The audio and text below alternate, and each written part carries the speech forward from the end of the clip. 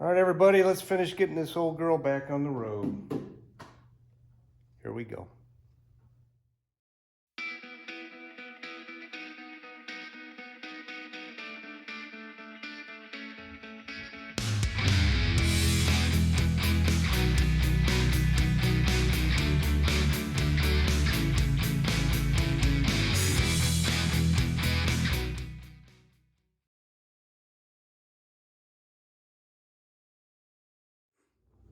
Okay, she's back. So finally, for the first time since I've had her, I got her up to temp. Thermostat open, I'll check the antifreeze and see how she's doing. Tomorrow is the alignment, but I thought, I should have done this before. While I'm sitting around, I should have been throwing a garage alignment on there. I'll drive it up. Figure what the heck, I've got a trailer hooked to the truck in case the thing breaks down. I can Uber home and haul it home. Yeah, use all this stuff here to go ahead and do an alignment. So what I'll do is I'll take those no smoking signs. I like to use, I would rather be using like those 12-inch tiles like you have on your floor, industrial tiles, and put them under there, throw some salt under them so that they'll move under the tires like the plates on an alignment. I use the, level, put it on the sides so that you can get a little bit of camber, and then the string's gonna be for the toe. Well, here we go. Table salt that's underneath of a metal no smoking sign, and this level that I have bungeed to the center, and I leveled it this way so it's perfectly level that way too. Now, I started this, and this is about exactly where I'm going to leave my camber on this wheel. As I loosened it, it just kind of popped to that point. That's where I wanted to take it. Now I'm going to do the other side, and next will be the toe. All right, I got that quarter bubble, whatever it is, and so I've gone ahead and set the jack stands up. Across the rear tires, touching the outside walls of both of those, and down to the front. She's touching the rear here, barely. And I got a little toe in there, purely by luck. Then I'll come over here. Let's see. Yeah, see it's touching the front of the sidewall here and not touching back here at all. So we'll fix that.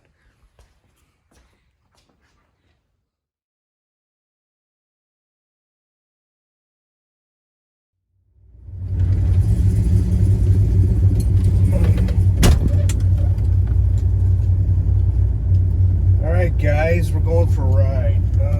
I'd like to tell you this is the first time I took it up the road. It's not. I did that little shop alignment there, and I thought I'd drive around the neighborhood a little bit. Well, Super B Steve, my neighbor, the Super B, he had come down. I'm like, let's go for a ride. I'm like, yeah, let's. So we took her on the road, up the road, through the country, breaking in the clutch a little. We'll go into that more. So we're up to temp. It seemed like I might have seen a little lean bog, accelerating. But my door's shut. We can work on that later. No cars coming. Alright. Now we can honk on Louise, although we don't need a hammer on her yet.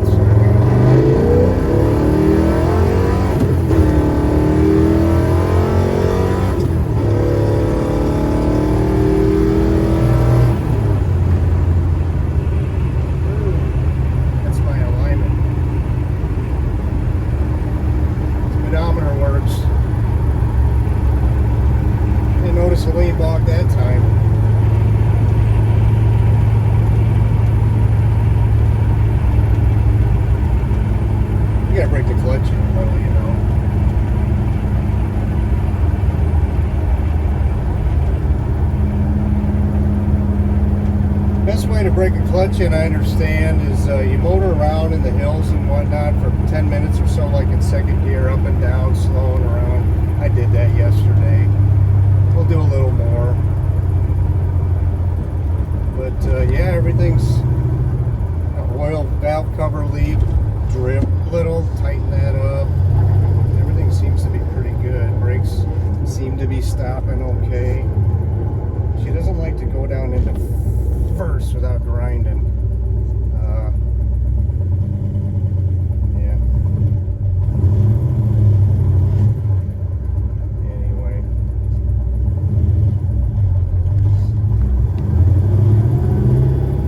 She's got some giddy up. 309 first gear ratio, I think. Not quite a granny gear, but you know.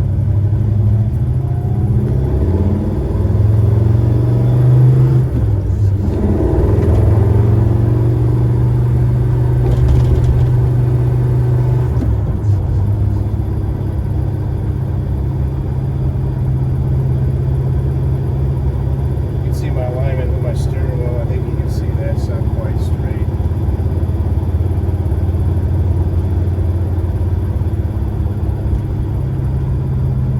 Temp stays right at 180. Of course, it's warmed up. It's about 60 outside now. It's supposed to be 60. I don't know.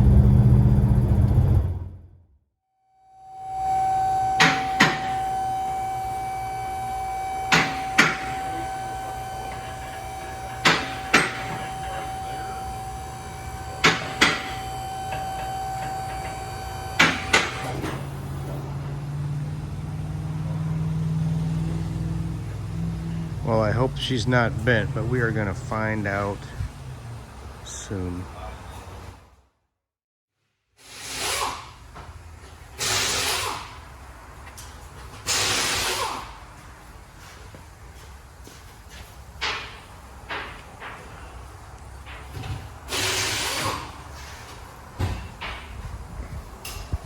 Can I take a picture of your car? Absolutely. You don't have to ask, sure.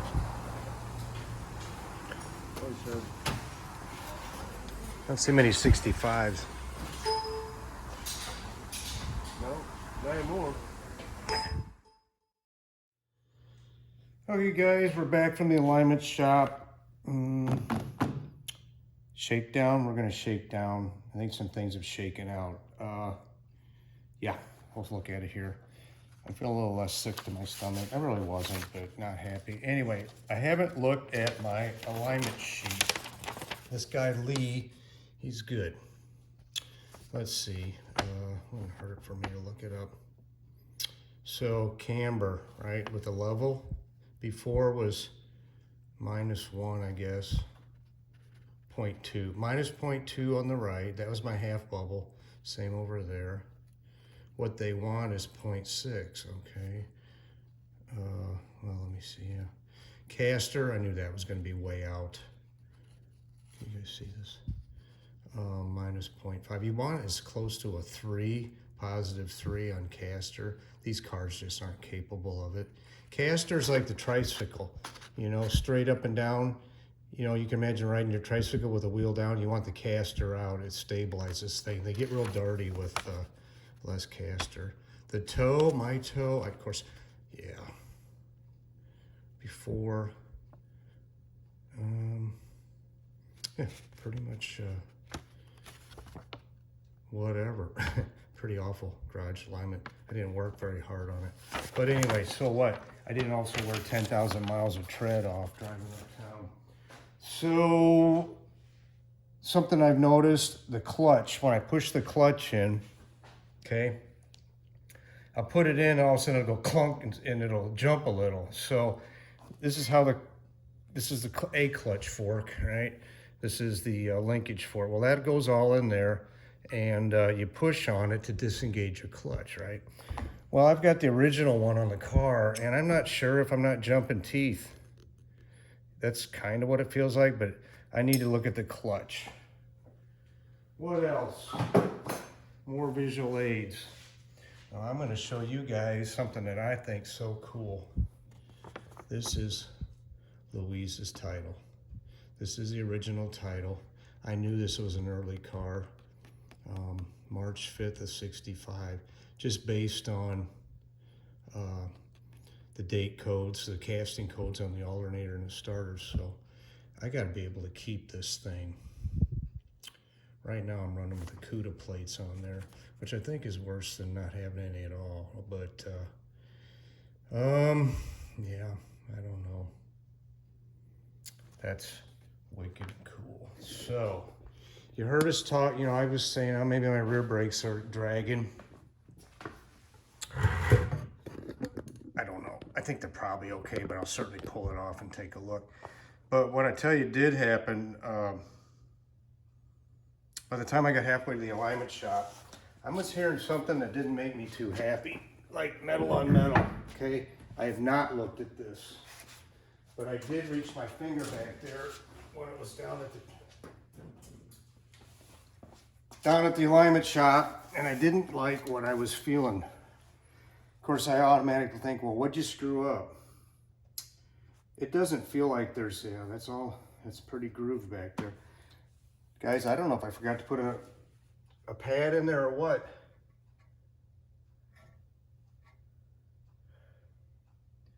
You're gonna be shitting me. There's no brake pad. I forgot to put a brake pad on this side. I cannot believe it. I did not have any extra parts. Embarrassing, aggravating. Got a little expensive, 60 bucks. You're shitting me. Wow. Well, hope I didn't wear down my plunger too much. Yeah, dumbass move, right? Well, okay, I'll fix it.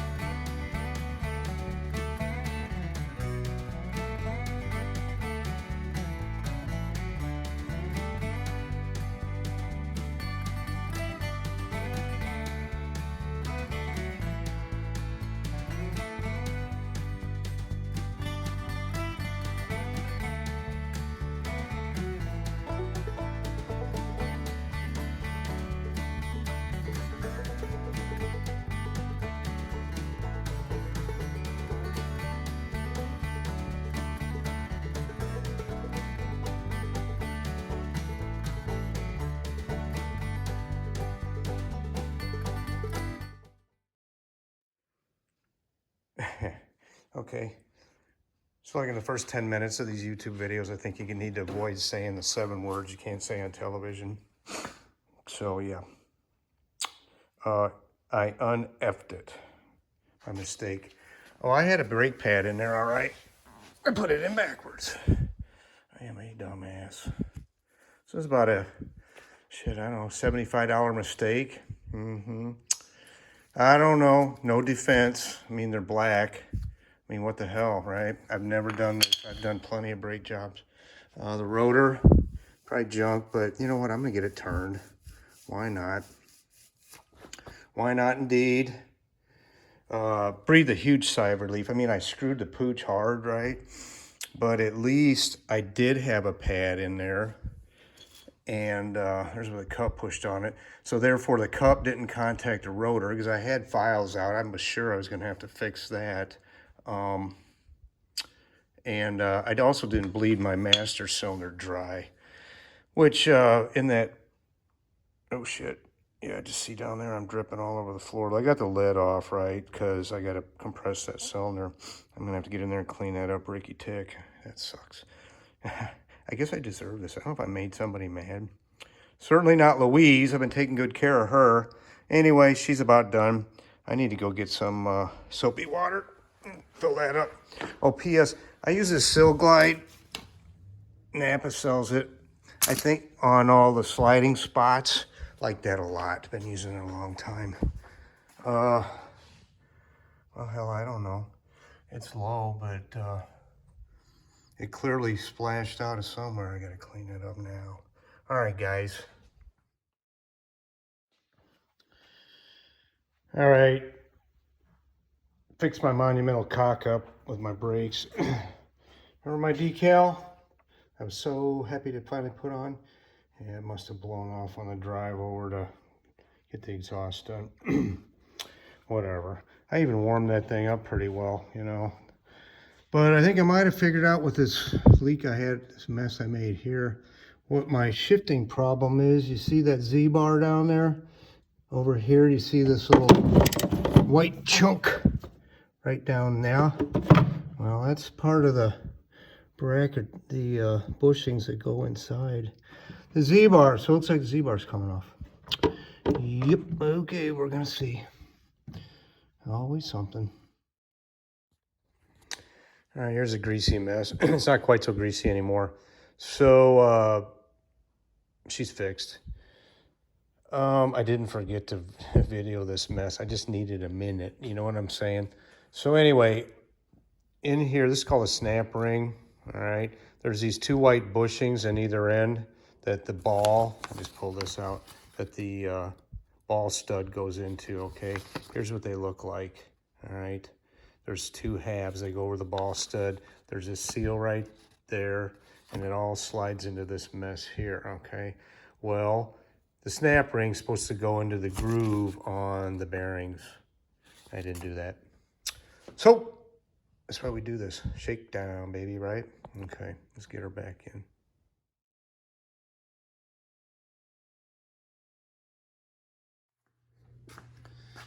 Okay, guys, new day, used Louise. Let's go in here for starters. I've been a little busy, easy stuff.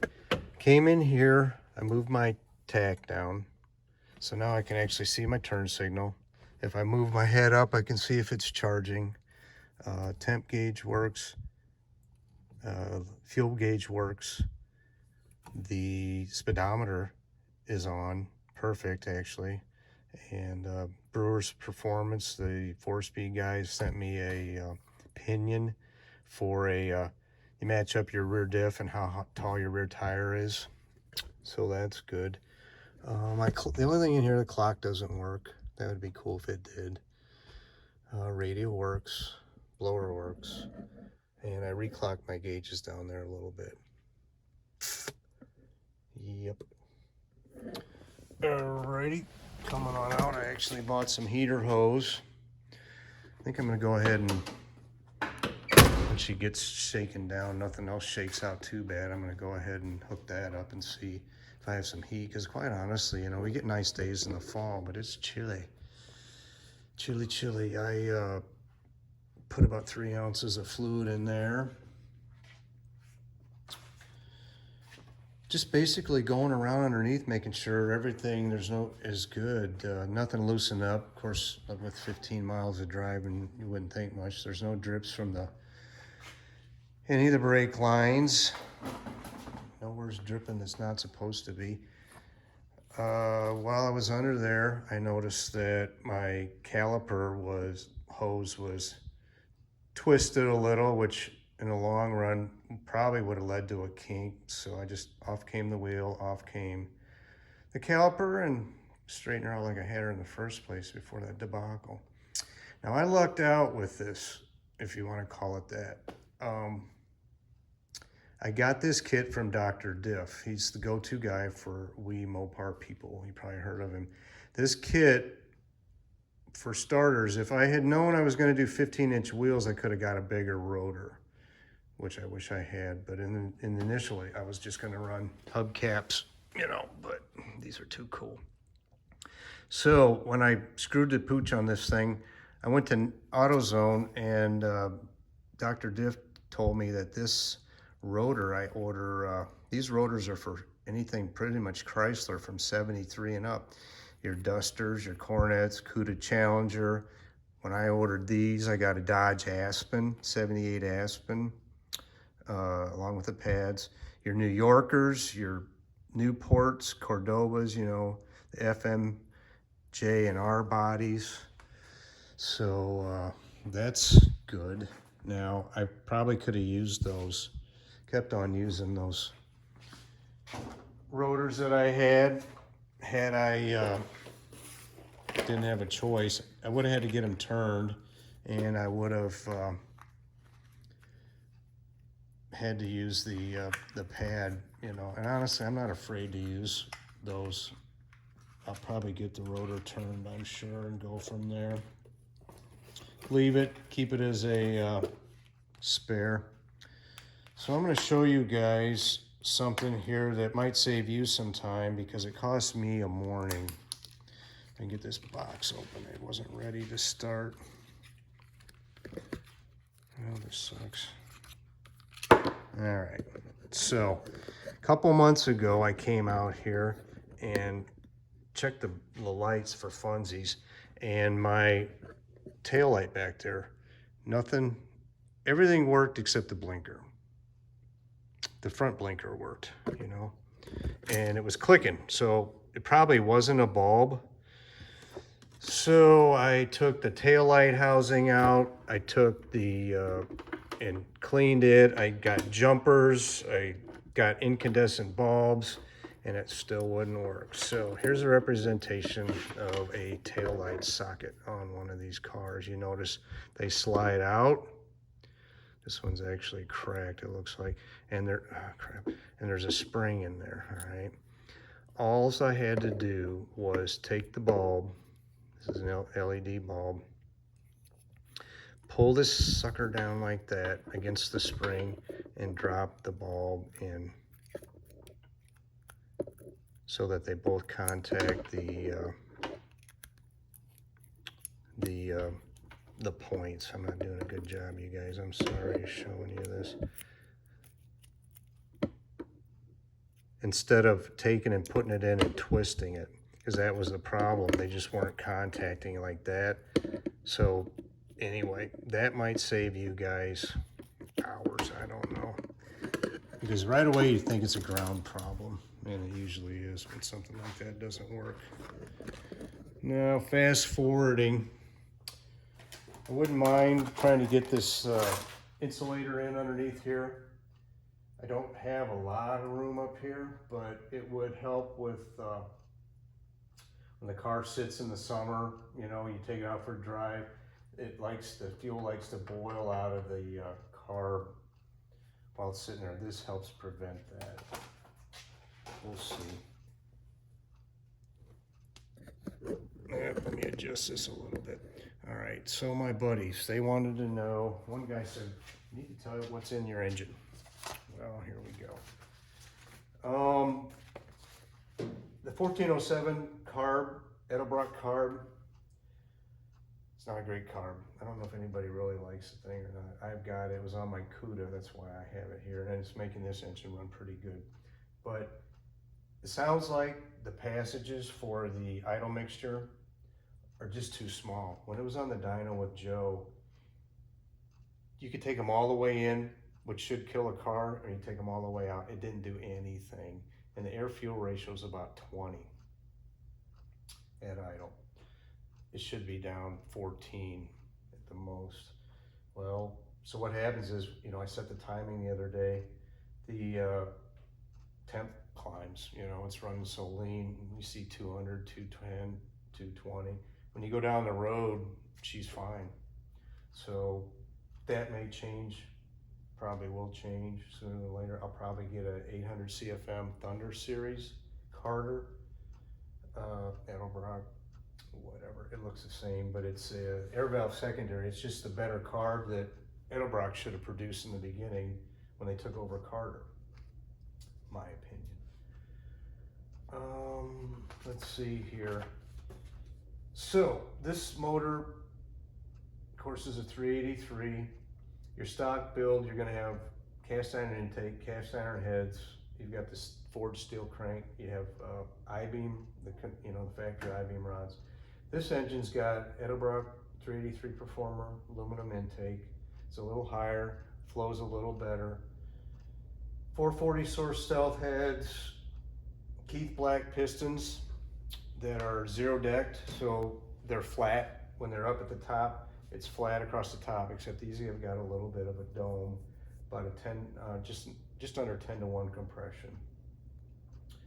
Eagle H-beam rods, and of course the forged crank, which is only good for plenty of horsepower. You know, it's a good thing to have. So what could you build an engine for? You're gonna have to get your carb rebuilt. If you do it yourself, let's just say $100. I don't know. You got to get a kit for those carbs. The heads, of course, I had that carb anyway, so that was a wash, sort of. The heads, so these 440 source heads run $1,100 shipped. Now, if you watch the early on the engine build videos, found out that the intake seat was tight, right? So I had to pay for a valve job, which was part of the reason for even buying these, which that kind of was a bummer. But so you had to do a valve job, open it up. Joe did a little bowl work, and they cost me $1,500. Your stock build, you're going to be looking at $300 for a valve job, $128 for bronze valve guides, $260 for hardened seats, so it runs good on regular gas now, on unleaded gas. $120 to get these things surfaced. They're going to be twisted, warped a little bit, so you true them up, the bottoms, you know. So you're about $850 for all of that versus my $1,500, which they would have ran for $1,100. They wouldn't have made the flow that these do. With this cam, this is like a 484, 284, kind of like the purple shaft ish. Custom grind for a car that's got those tires, that rear end, and manifolds. Okay, that little extra only cost me about $50 for a custom grind cam. We'll go into that. Oh, I bounce around here. So the rods. So I got Eagle Forge H-beam rods. Okay, they're good for about 600 horse. They were $477. A stock set of rods are going to run you probably about $260. That includes $176 to resize them. You know, the bottom needs to be resized. About $75 for bolts. Now that this thing is a 500 horse, this engine, it's a good thing that I do have the H-beam. Doesn't hurt. Cam and lifters, I got numbers here. I show 382 or 349. I don't remember. I did this a while ago. You're gonna pay for the cam. I think the cam for custom grind, just for the cam's about 200. So it was more to get the lifters as well. That's kind of a wash. Now, if you're gonna do a stock build, you know, why not throw a little cam at it? You know, like the 484, 284. That was the Hemi grind cam. Oh, what did I miss? That's about it. So, for the machine work and parts for a stock build, it's about $3,900. These numbers here. That does not include your distributor. You know, you're gonna have to do something about that because it's a dual point on this engine, but it's gonna need love, that's for sure. If Joe assembles it, it's another $500, and if he dynos it, that's another $500. So you're at $4,900. We're gonna do apples to apples here. My engine ran more. Mine ran about $6,000. So, not a whole lot more, but more, right? Now I could have built that engine. Building engines is not rocket science. Just take your time. You buy a couple specialty tools, and what you don't know, you get on YouTube, and somebody's going to show you. Joe's that's his thing. He's a loves his engines. So yeah, he's a good man to have do that. So your $4,900 gets you 330 horse, 425 horse, or my $6,000 got me 480 horse, 460 torque. Now that's using the bump up additive that Joe says the Stuska dyno is good for 3 to 5% low. So I said 4. I added 20 to each of those, the horsepower and torque. What could this engine do, guys? This is easy, a 500 horse engine. Better intake, say an Edelbrock Performer RPM, you know, the taller ones. Wouldn't have fit under here. Certainly a better carb. I've got a quick fuel on that CUDA and I love it. It's like fuel injection. Could have gone, those two items there are conservatively on a 480, 500 horse, they're probably worth 25 horse, you know, I would think. Better carb, better intake.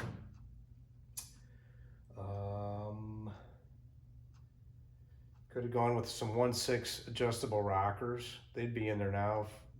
That would have worked, but they didn't. That's worth a little more, makes your cam a little bigger, pushes it down a little further. On Joe's dyno, he had 2-inch primaries on those dyno headers of his. Bigger's not always better. I watch Engine Masters. It's on the Motor Trend channel. I think it's $5 a month. You guys might consider looking at that. They got some cool stuff. So anyway, they do stuff like that. They take an engine and try different size headers, different lengths of the collector tubes, all that. It's pretty cool. This might have ran better with certainly would have been better probably with 1 7/8 primaries, and maybe even 1 3/4. That's probably worth 3 or 4 horse, I would think, at least. So yeah, talk about Engine Masters. Those guys will take headers and they beat the pee out of them, right, to see if it restricts flow. You know what? It really doesn't. They beat the hell out of some headers. They take air cleaners, okay? Take everything from just an itty bitty one all the way up to a velocity stack, you know, which the velocity stack actually added 4 or 5 horse. They had a factory air cleaner. They did a dyno pull. They flipped the lid. They made 3 or 4 more horse flipping the lid like we always hoped it would. Of course, it sounded better. But anyway, yeah, I'm about ready to wrap this up. I don't think I forgot to tell you guys anything on this one here, this part. She's ready to go for a ride, although I can't go right now. Maybe over the weekend, we'll see. And if I do go for a ride, I hope to go to somewhere that's pretty cool. So anyway, yeah. We'll see. Thanks for watching here.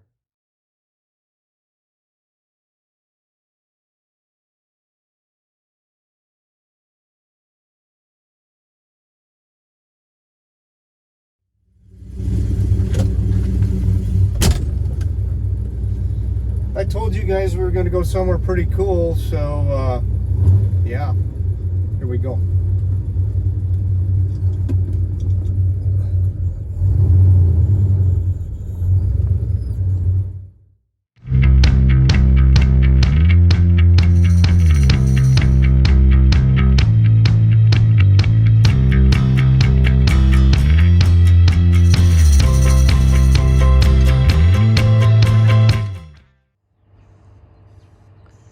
All right, well, we're here. Where's here? In front of an old building. 75-year-old building, probably. I guess, I don't know. What do you suppose this is?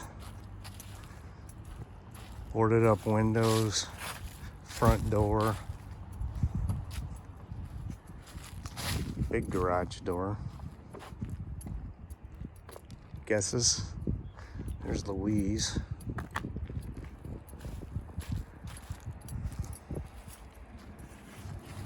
Another big door, big windows. Guys, this is a dealership that Louise was sold out of. Is that not cool? That's very cool. So I came over here a year ago, February, to look at that 71 GTX. That's the car I wanted, okay? Couldn't buy it. Well, actually, I'm gonna make a confession. I bought that car and Louise at the same time. The GTX though, I just found out, just got my money back. It was promised to a grandson and the kid decided he wanted it. He lives in Montana. He's 19 and he's gonna make 70 grand on it, sell it at Barrett Jackson, I guess. He's gonna tear it apart, try to get one control arm off that won't budge, and it'll sit there is what's gonna happen probably. But so anyway, at the same time, the day I came over here to look at these cars,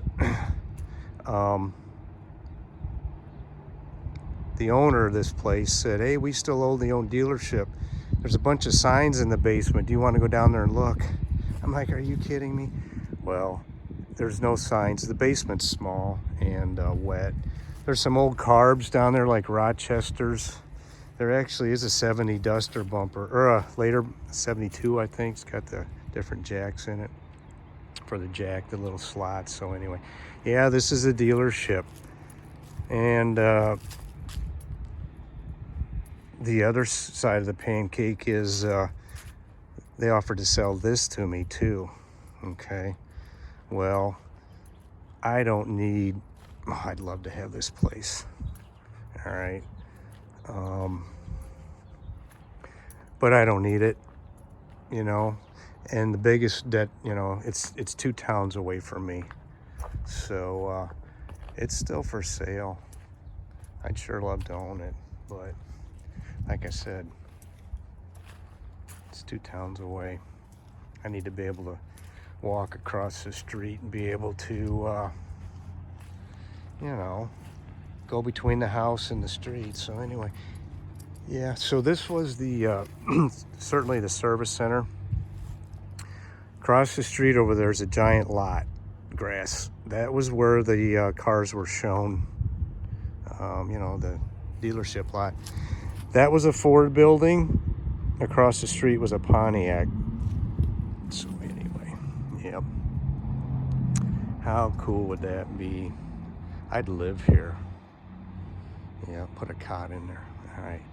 Well, guys, that's about it. I'm going to pull this old girl ahead. I wish the sun was better. I'd get a better picture of her. I'll get her up there. Get a picture of her in front of the dealership. That's about it for this one. Thanks for watching.